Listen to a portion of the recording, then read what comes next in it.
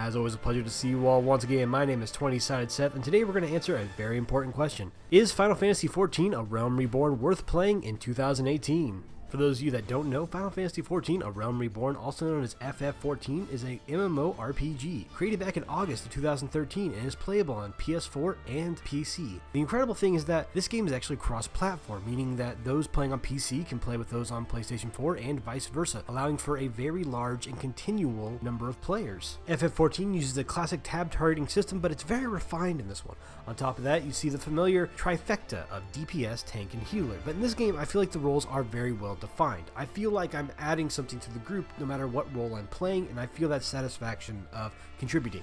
In the game, there are 15 classes to choose from, 3 tank, 3 healers, and 9 DPS. Every class, no matter if they share the same role, does play incredibly different, meaning that if you play like a white mage instead of a astrologian, which are 2 different healer classes, they're gonna feel different play styles. While one may focus purely on heals and like nuke-based damage, the other's gonna be focusing on a cool card-based system for random chances, random buffs, fun stuff like that. Another cool thing is that in the game, each character can play all of the classes. You switch between these classes whenever you want, and on top of that, it actually helps you to level up your smaller classes. What I mean by that is, say you're a level 50 Dark Knight, and you want to become an archer now. Well, that level 1 archer is going to level up a lot faster, because you get what's called the armory bonus, which it means if you've got a class above the level of the one you're playing right now, you get a bonus to defeating monsters, doing fate quests, stuff like that. I like this a lot because it means I only have to make the one character. I only have to do this one character, and I can do everything I want. I can fill whatever role is needed. You know, if I get tired of playing a tank, I can just go play a healer. If I get tired of being a DPS, I can go be a tank. It honestly doesn't matter. The number of things to do in the game is massive. Now, if you're wanting to do combat-based stuff, of course, you've got story missions, dungeons, raids, boss fights, stuff like that. You can also go do out-of-combat things, such as crafting or starting a free company, which is what the guilds are in the game. And even beyond that, there's an entire area full of mini-games and such, including gambling. There's a trading card game within the game, chocobo racing,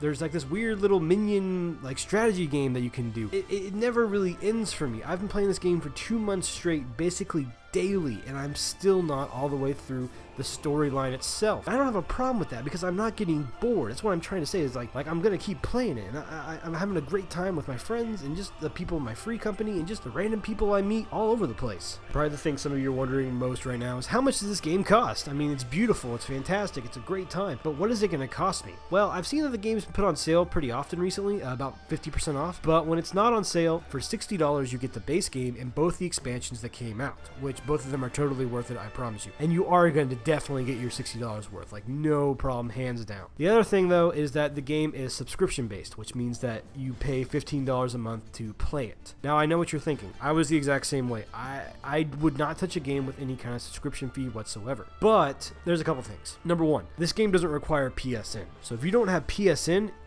you don't have to get it to play the game on top of that. So if you just pay the 15 bucks a month, you don't have to pay the additional like 10 bucks a month for PSN if you're playing on PlayStation 4, so don't worry about that. The other thing is, with this game, I see where my money is going. When every time they put out a patch, they are actually adding content. They're not just fixing stuff, they're putting new stuff out there, new dungeons, new raids, new areas. I can physically see that they're using the money for a better purpose. They're not just trying to hoard it all away and try to get as much money as they possibly can out of me. The amount of time, the amount of enjoyment this game has brought me, I'll be playing it for Lord knows how long. That 15 bucks a month, that's a couple runs to Taco Bell for me, and God knows I definitely don't need that. And if it means having a game I can play with my friends, both on PC and PlayStation 4, totally worth it. If you couldn't guess, guys, I totally think Final Fantasy XIV: A Realm Reborn is worth playing in the year 2018. Maybe at some point it won't be, but as of right now, you should check it out.